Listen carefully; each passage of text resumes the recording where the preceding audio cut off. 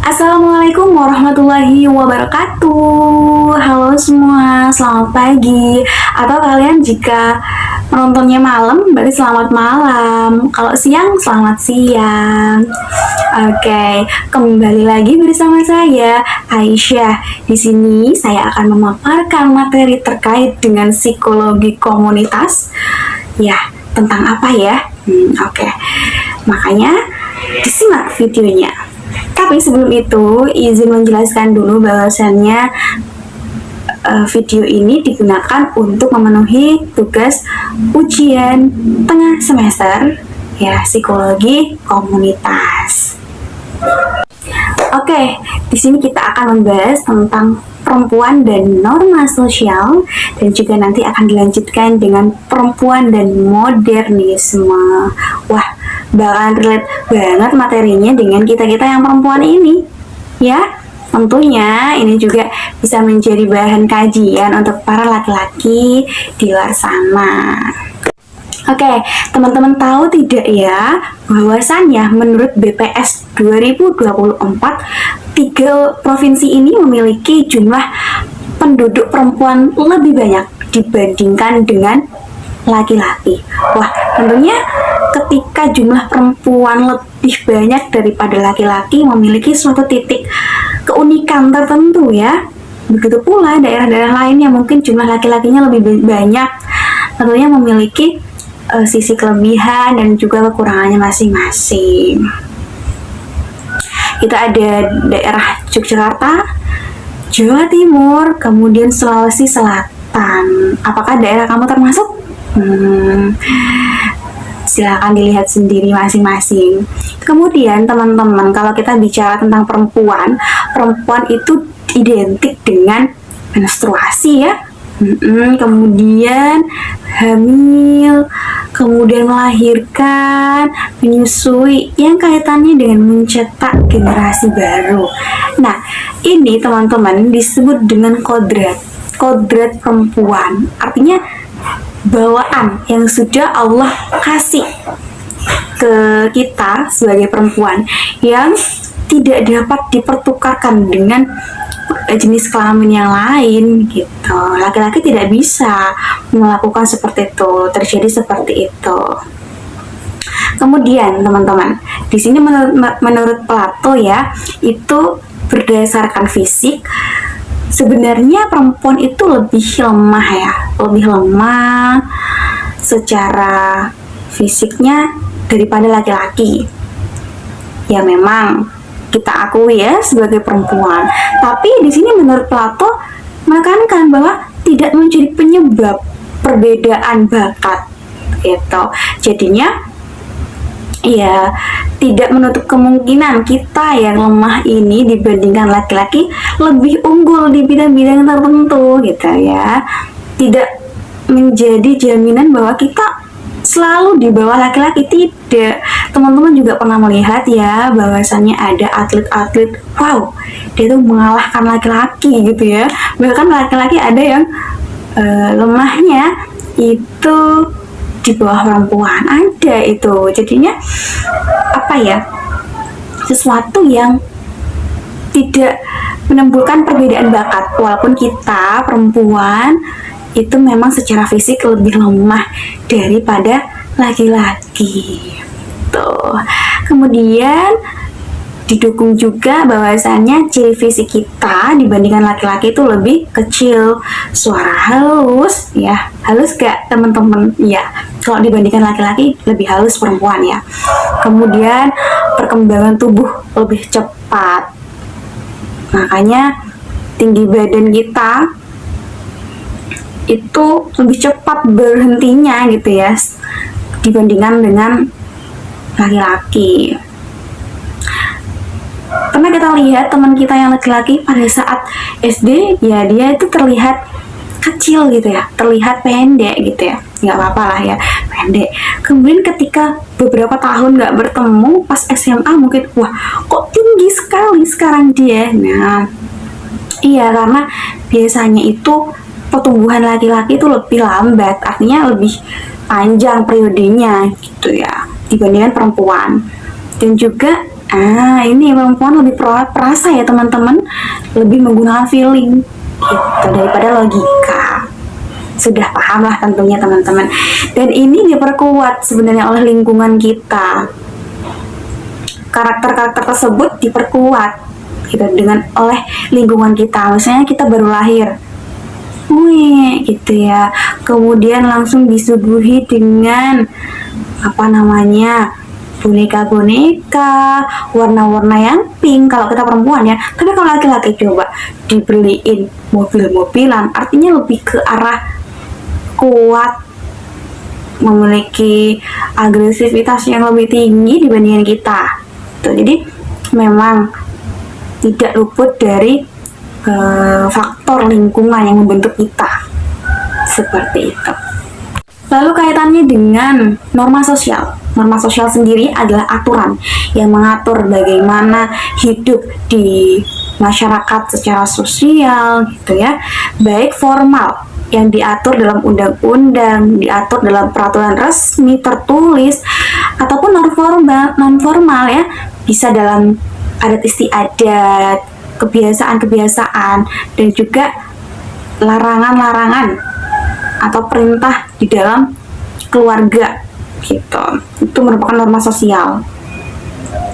Kemudian norma sosial pada perempuan kaitannya dengan laki-laki. Menurut Rahminawati 2001 menyebutkan bahwa perempuan melakukan pekerjaan domestik, mencuci, memasak, menyapu, ngepel, mengurus anak gitu ya.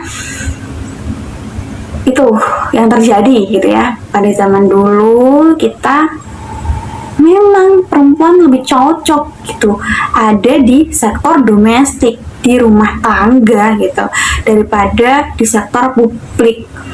Kemudian perempuan hanya membantu suami dalam mengelola kebun, kita hanya pasif saja, kita tidak secara aktif mengelola kebun, tapi kita cuma membantu gitu ya, membantu mendampingi seperti itu. Karena dilihat lagi, karakter perempuan dipandang sebagai makhluk yang lemah lah istilahnya, nggak bisa melakukan yang berat-berat sehingga ya sudah perannya, normanya yang ada di masyarakat itu ya kita hanya membantu suami dalam mengelola pekerjaan. Kemudian ketidakcocokan sebagai pemimpin, apalagi tadi sebagai perasa, tentunya sangat dipertimbangkan ya ketika pemimpin sangat perasa. Itu gimana? Itu pandangan norma-norma masyarakat ya terkait perempuan nggak cocok jadi pemimpin begitu. Kemudian lebih cocok di bidang kesehatan keluarga, ikut program-program PKK, termasuk tadi yang melakukan pekerjaan domestik. Itulah yang terjadi, itulah faktanya yang terjadi dulu ya. Dulu ketika zaman itu masih belum modern. Seperti itu, berbeda dengan sekarang. Perlu kita ketahui bahwa di sini, teman-teman, ada konsep seks dan juga gender. Seks ini jenis kelamin ya. Menurut Kamus Bahasa Inggris, seks dan gender itu maknanya sama, yaitu jenis kelamin. Namun sebenarnya seks itu lebih ke jenis kelamin secara biologis ya. Saya perempuan dan kamu laki-laki. Kita perempuan dan kalian laki-laki. Ini ditandai dengan hal-hal secara biologis gitu ya, yang sifatnya itu pemberian dari Tuhan, bersifat kodrat tadi ya, melekat pada diri kita dan tidak dapat dipertukarkan. Seperti tadi yang hamil, itu kan kita tidak bisa menukarkan dengan siapapun, dengan lawan jenis ya, tidak bisa. Itu konsep seks laki-laki sama perempuan, dilihat secara biologis. Kalau gender itu lebih ke jenis kelamin yang dibentuk secara sosial, dikonstruksi secara sosial oleh masyarakat. Itu terkait dengan pembagian peran yang tidak berdasarkan biologis tetapi kemampuannya. Jadi pembagian misalnya dalam rumah tangga suami sama istri. Oke, yang laki-laki suami mencari nafkah, bekerja di sektor publik. Kemudian yang perempuan di sektor domestik, di dalam rumah tangga. Itu pembagian sebenarnya. Makanya sifatnya itu bisa dipertukarkan. Karena zaman sekarang juga banyak ya yang perempuan itu mencari nafkah, sedangkan laki-laki di rumah, di sektor domestiknya. Karena itu bukan sesuatu yang bersifat given, bersifat pemberian Tuhan, tapi terkait dengan kemampuan. Kalau dirasa perempuan lebih mampu, ya it's okay, gitu kan. Demi tercapainya keluarga yang harmonis, gitu. Jadi dapat dikatakan bahwa gender itu sifat yang melekat atau diletakkan pada laki-laki dan perempuan, dibentuk secara sosial dan dapat ditukarkan. Ya, bergantung pada tempatnya teman-teman.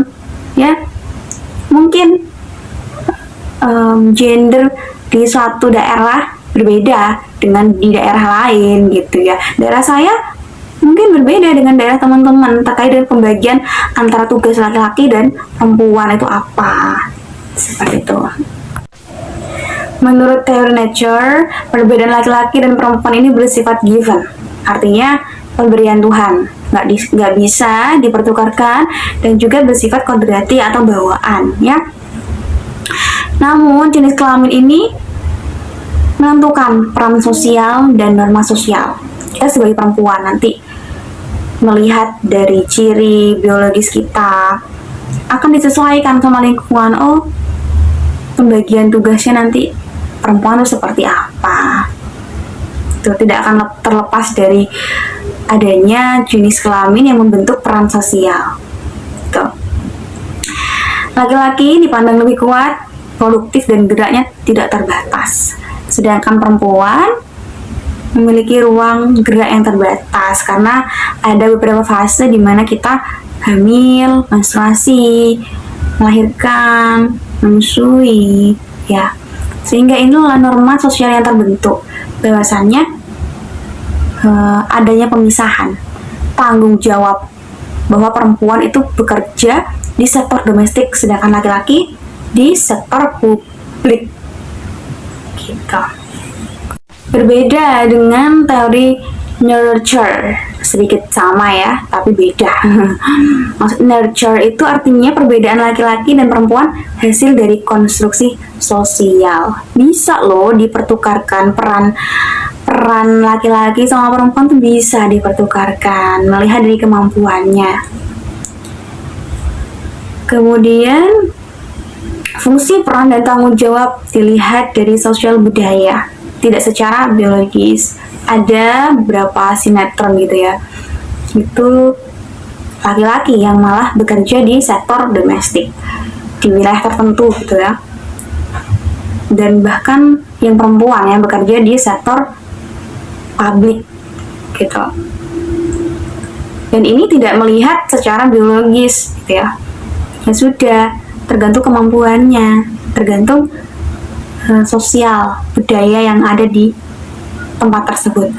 Kemudian hasil konstruksi masyarakat ini ternyata atas kesepakatan bersama. Jadi memang pastinya ketika pembagian peran suatu daerah itu pasti sama lah ya, sama. Dan mungkin berbeda dengan daerah lain gitu ya. Tapi kalau di suatu daerah ini pasti sama karena di sini ada namanya konsensus, dalam artian kesepakatan bersama seperti apa perempuan. Kan kalau tidak ya pasti tidak akan tercipta dong masyarakat yang harmonis gitu ya.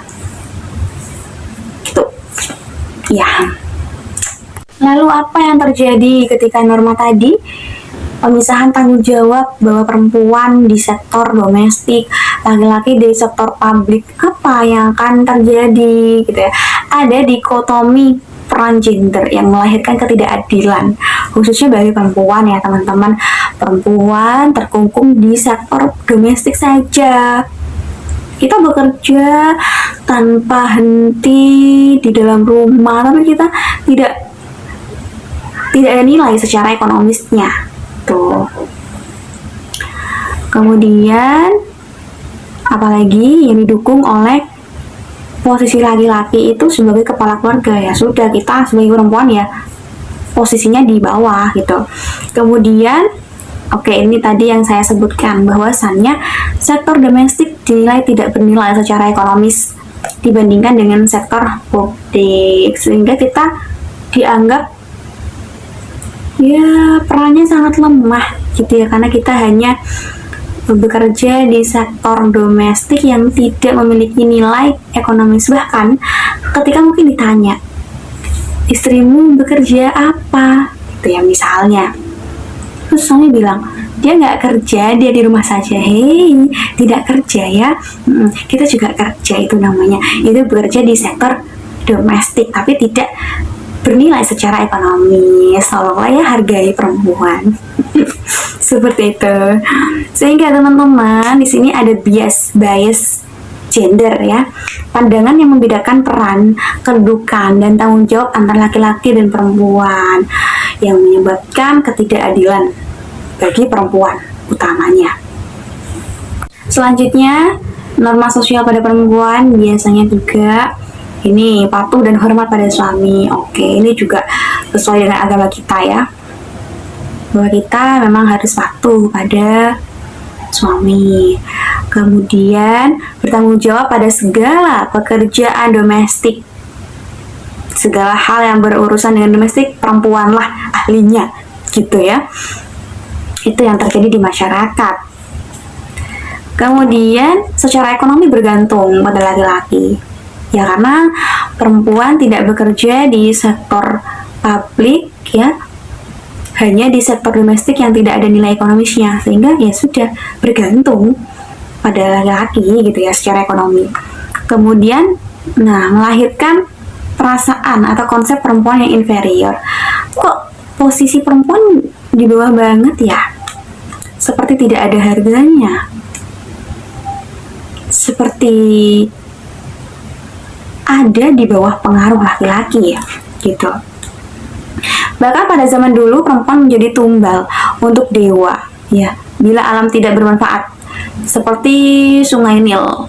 Sungai Nil apabila tidak mengalir sungainya, itu dianggap sebagai bentuk kemarahan dewa gitu ya. Sehingga perempuanlah yang menjadi korbannya, disajikan kepada dewa itu. Sangat miris sekali ya perempuan di zaman dulu. Kemudian dan ternyata hak-hak perempuan ini juga telah diperjuangkan untuk dapat mengakses pendidikan di masa sebelum kemerdekaan. Oleh siapa teman-teman? Ya, R.A. Kartini ya. Dampak bias gender ini, pembedaan yang sangat signifikan antara laki-laki dan perempuan, dapat menimbulkan beberapa hal. Marginalisasi, peminggiran, kita dipinggirkan, kita tersisihkan dari situasi tertentu. Misalnya dalam pemilihan ketua kelas gitu ya.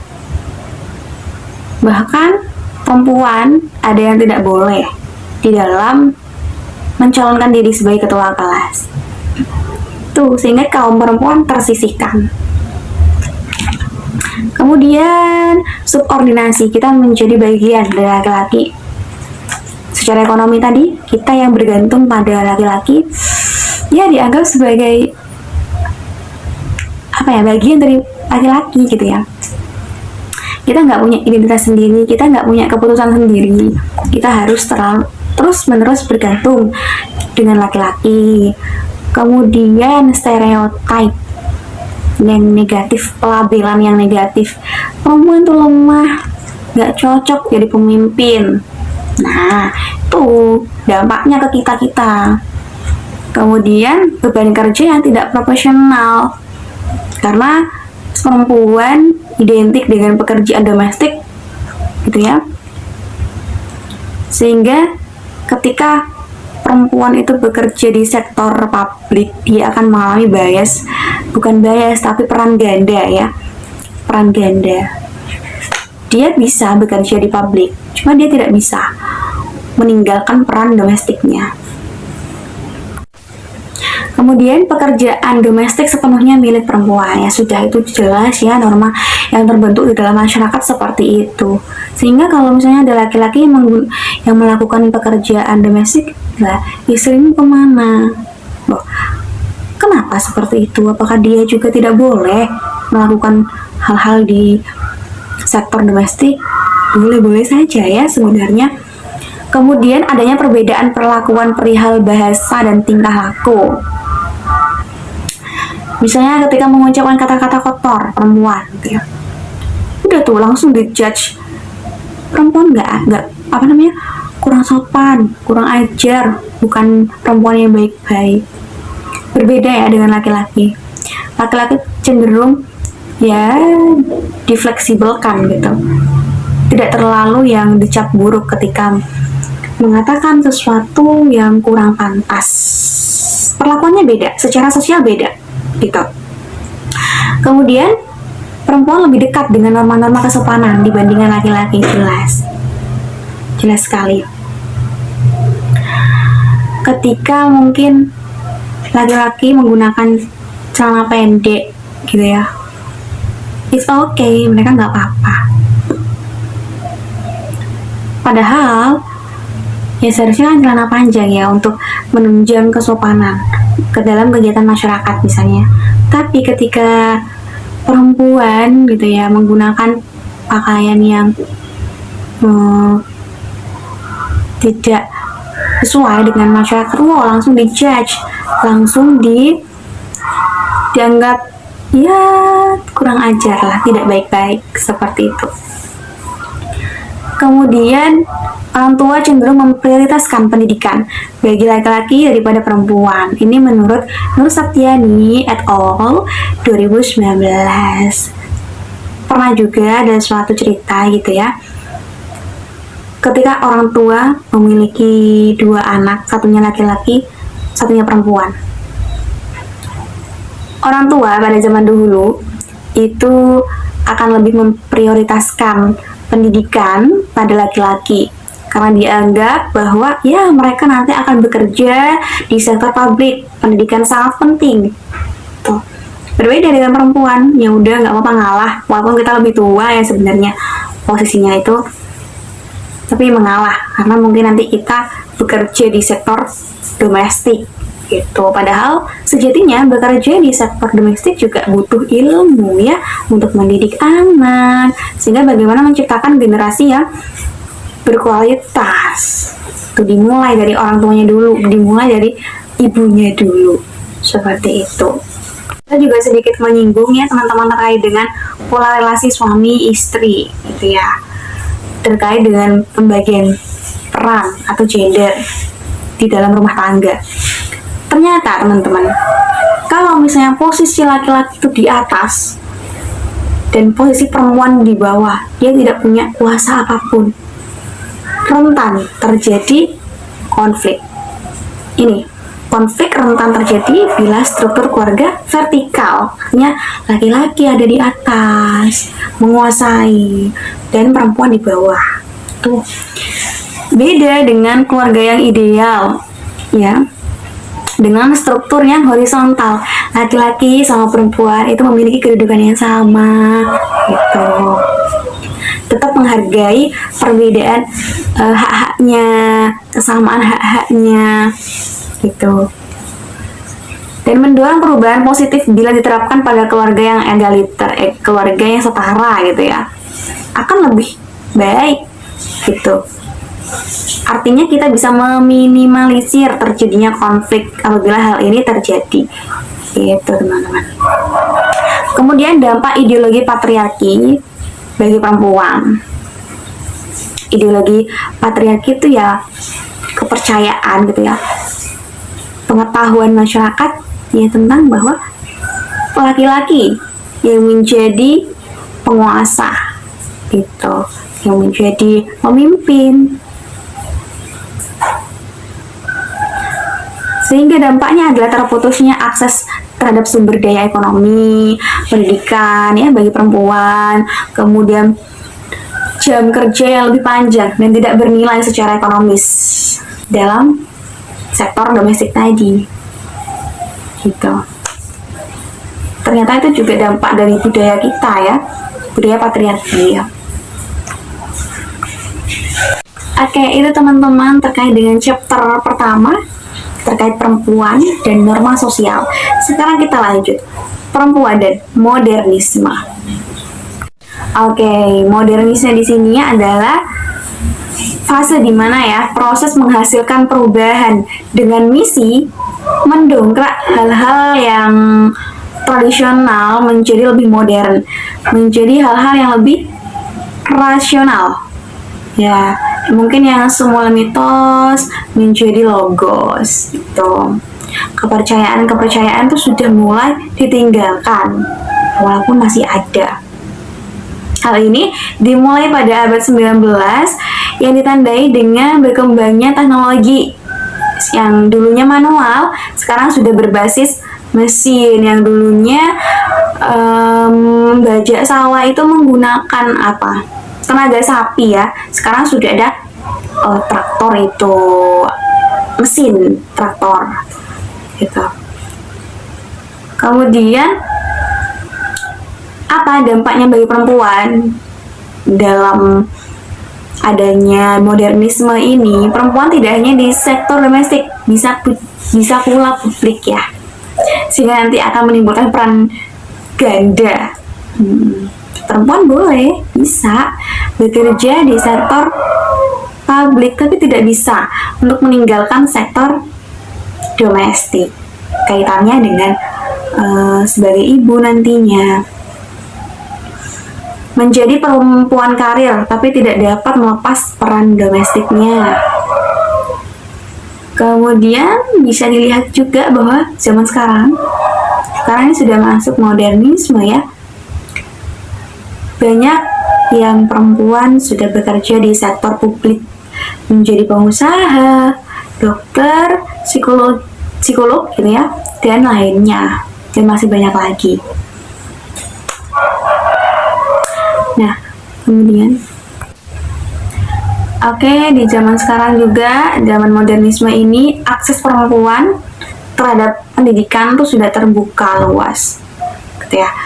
Tapi saya tidak tahu terkait, mungkin ada ya daerah-daerah terpencil sana yang masih akses terhadap pendidikan bagi perempuan utamanya, bukan karena terkait dengan ekonomi, tapi karena memang budaya itu tidak terbuka lebar. Mungkin ada ya beberapa wilayah. Dan teman-teman, di dalam pasal 28 Undang-Undang Dasar 1945 amandemen, dari hasil amandemen, berbunyi bahwa setiap warga negara berhak untuk mendapatkan perlindungan dari tindak kekerasan dan diskriminasi. Artinya antara laki-laki dan perempuan tidak dibedakan. Ya, semuanya memiliki hak dan juga perlindungan yang sama. Tidak ada yang saling direndahkan, tidak ada yang direndahkan, tidak ada yang merendahkan.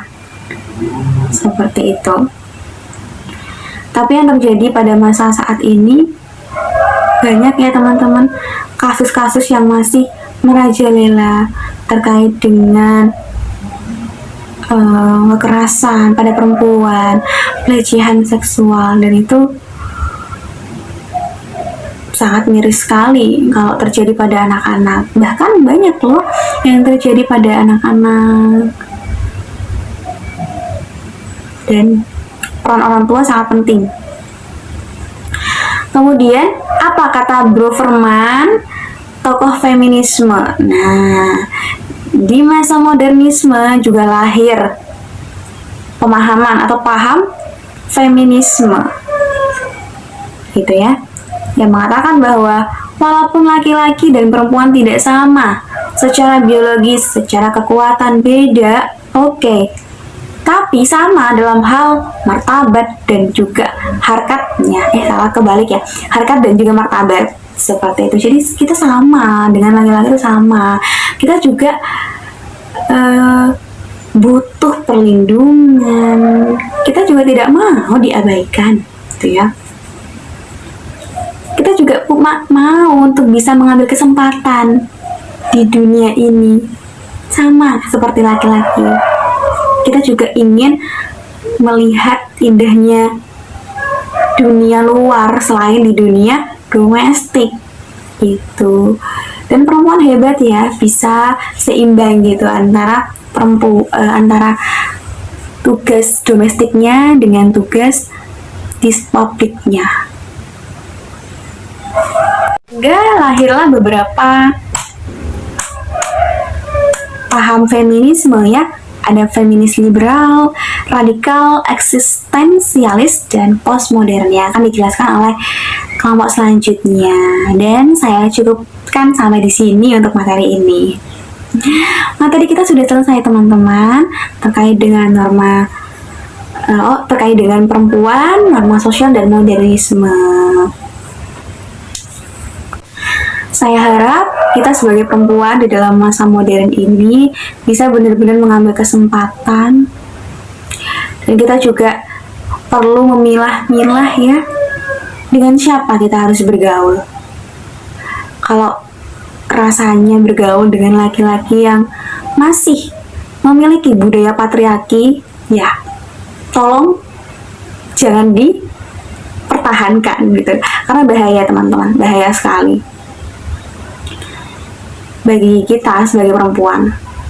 Kita juga berhak bahagia ya, kita punya hak-hak yang kita juga manusia gitu, sehingga kita juga perlu untuk dihargai, dihormati, disayangi, tidak menjadi budak dari laki-laki. Salam untuk perempuan Indonesia saat ini, kalian hebat, dan teruslah menjadi perempuan yang sejahtera, gitu ya. Tidak untuk bersaing dengan laki-laki, tapi untuk ini faktor bahwa kemajuan negara dilihat dari perempuannya, karena perempuan ini yang melahirkan generasi baru nantinya. Ya bagaimana anak generasi baru bisa berkualitas kalau misalnya yang melahirkan alias ibunya itu tidak berkualitas? Tentunya sangat dipertanyakan ya, sehingga sebagai perempuan sukses untuk mencetak generasi baru yang berakhlak karimah, yang berguna bagi bangsa dan negara serta agama. Itu saja dari saya teman-teman, terima kasih sudah menonton video ini. Saya akhiri. Wassalamualaikum warahmatullahi wabarakatuh. Bye.